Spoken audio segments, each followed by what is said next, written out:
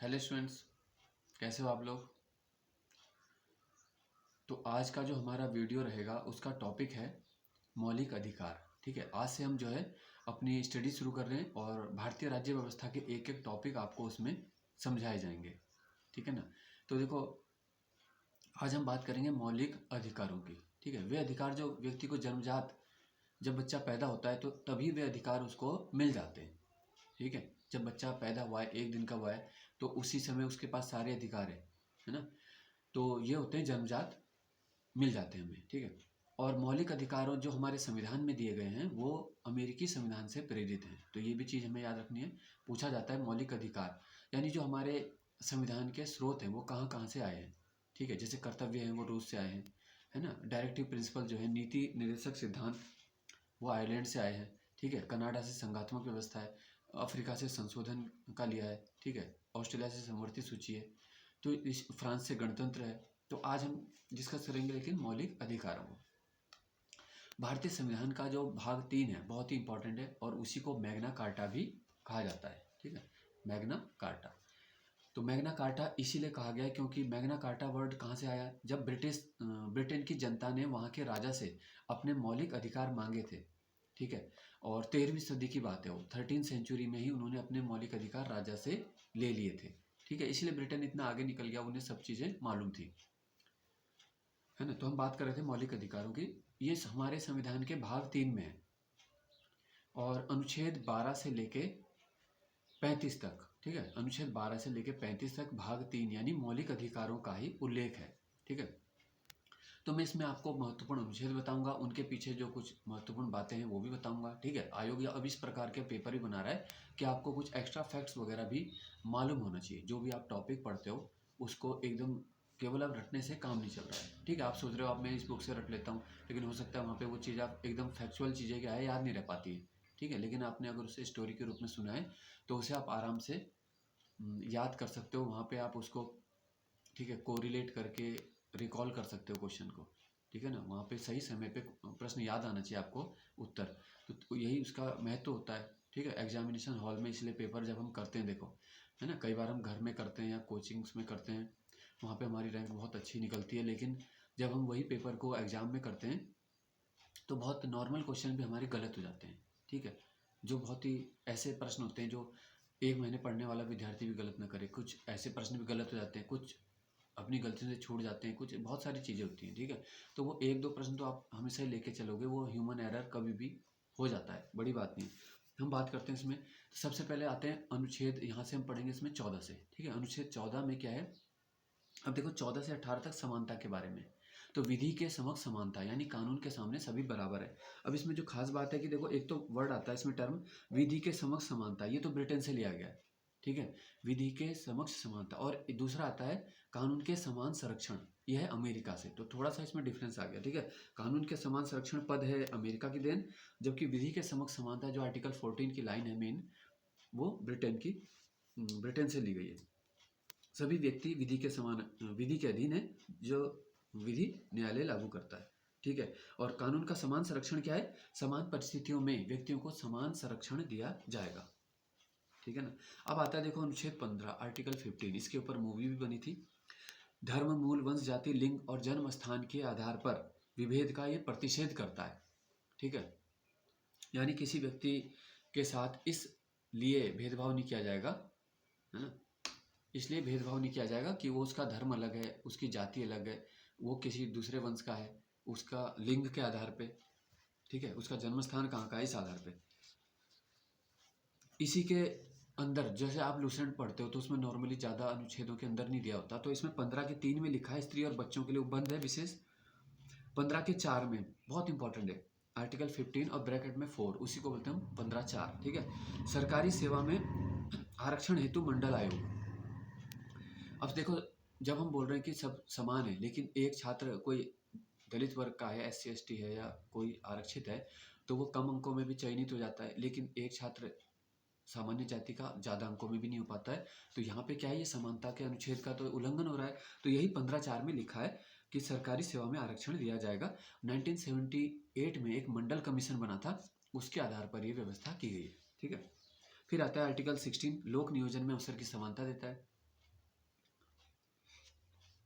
17 में आ जाता है फिर छुआछूत या अस्पृश्यता, अनटचेबिलिटी जिसे हम बोलते हैं। छुआछूत या किसी जाति धर्म विशेष वर्ग के लिए हम ये नहीं बोलेंगे, ठीक है, जैसे होता है ना, किसी के लिए छुआछूत का वो नहीं होना चाहिए। हम किसी को ये नहीं बोलेंगे कि भाई हम इसके हाथ का खाना नहीं खाएंगे, पानी नहीं पिएंगे, इस तरह की बातें इसमें, ठीक है। छुआछूत का अंत। 18 में है उपाधियों का अंत। कोई भी भारतीय नागरिक विदेश से कोई उपाधि ले रहा है तो उससे राष्ट्रपति की पूर्व अनुमति आवश्यक है, ठीक है। और हमारे जो नागरिक सम्मान है, सबसे बड़ा नागरिक सम्मान आता है हमारा भारत रत्न, उसके बाद आता है पद्म विभूषण, ठीक है, फिर है पद्म भूषण और पद्मश्री। तो ये 4 हो गए हमारे, ठीक है, भारत रत्न, पद्म विभूषण, पद्म भूषण और पद्मश्री, ये घटती हुई रैंक में। तो ये भी अनुच्छेद 18 के अंदर ही हैं। अगर पूछे जाएंगे हमारे पद्म पुरस्कार और भारत रत्न किस अनुच्छेद के अंतर्गत वर्णित हैं, दिए जाते हैं, तो आर्टिकल 18 आपको याद रखना है, ठीक है। अब आते हैं, देखो, अनुच्छेद 19 से 22 में, यह है स्वतंत्रता के बारे में, बहुत ही महत्वपूर्ण है क्योंकि आज़ादी से बढ़ के कुछ भी नहीं है। आर्टिकल 19 में पहले 7 प्रकार की आज़ादी थी, लेकिन 1978 में जो 46वां संशोधन है, याद रखना है आपको, ठीक है, अमेंडमेंट, 44वां संविधान संशोधन कब हुआ था? 1978 में। तो संपत्ति के अधिकार को जो है मौलिक अधिकारों से हटा दिया गया, ठीक है। अब इसको कहाँ रख दिया गया था? मौलिक अधिकारों से हटाकर इसको कानूनी अधिकार बना दिया गया, आर्टिकल 301 में, 300 और ब्रैकेट में 1, आगे समझ, ठीक है। अब देखो इसमें जो क्या क्या है, जैसे प्रेस की आज़ादी है वो 19(1)(a) में है, 19(1)(a) में प्रेस की आज़ादी, सम्मेलन करने की आज़ादी, संघ बनाने की आज़ादी, कहीं भ्रमण करने की, ठीक है, कहीं भी देश में निवास करने की, या अपनी वृत्ति या जीविका चलाने की, आप कोई भी काम करने के लिए स्वतंत्र हो, ठीक है ना। फिर आता है आर्टिकल 20 में क्या है? अनुच्छेद 20 होता है अपराधों के दोष सिद्धि में संरक्षण। जब तक कानून का उल्लंघन न हो सजा नहीं दी जा सकती, और व्यक्ति को स्वयं के विरुद्ध बयान के लिए बाध्य नहीं किया जा सकता। अगर आपने कुछ वो किया है तो आप ही को आपके विरुद्ध बयान के लिए बाध्य नहीं किया जाएगा, आर्टिकल 20। फिर आता है अनुच्छेद 21, ये बहुत इंपॉर्टेंट है ना, कभी इमरजेंसी भी लगती है तो ये अनुच्छेद जो है सस्पेंड नहीं होता फिर भी, ठीक है, ये तब भी रहेगा, आर्टिकल 21। इसे हम बोलते हैं मोटे तौर पे जीने का अधिकार, प्राण एवं दैहिक स्वतंत्रता, ठीक है। जो हमारा ये निजता का अधिकार है उसको भी आप ध्यान रखेंगे, निजता का अधिकार भी हमारा ये अनुच्छेद 21 के अंतर्गत ही आता है, ठीक है। राइट टू प्रिवेसी, आर्टिकल 21, जीने का अधिकार, प्राण एवं दैहिक स्वतंत्रता का अधिकार, स्वच्छ वायु लेने का अधिकार, ये सब 21 में है, ठीक है। और आपातकाल के दौरान भी इसको हटाया नहीं जा सकता। 22 में आते हैं गिरफ्तारी से संरक्षण, ठीक है।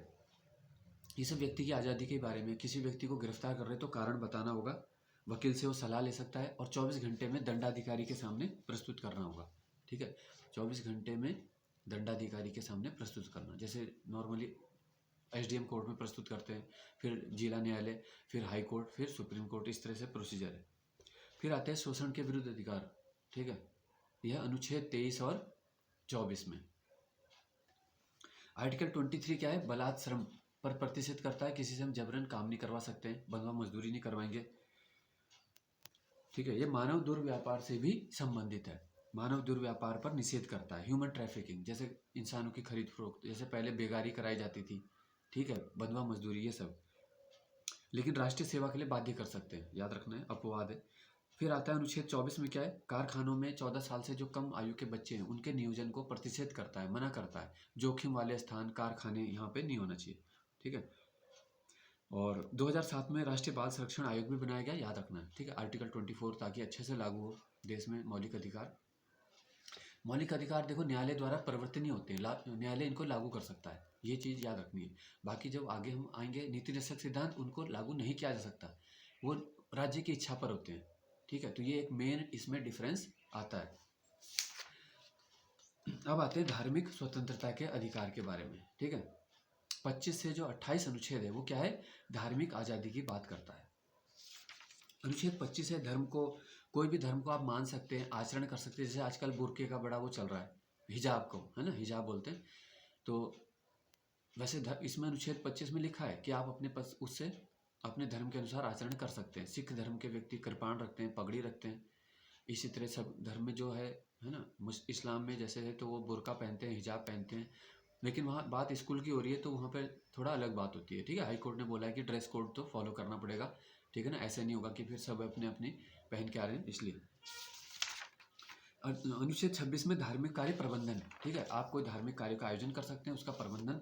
27 में विशेष धर्म की अभिवृद्धि की आज़ादी है, आपका कोई भी विशेष धर्म है उसको आप बढ़ा सकते हो।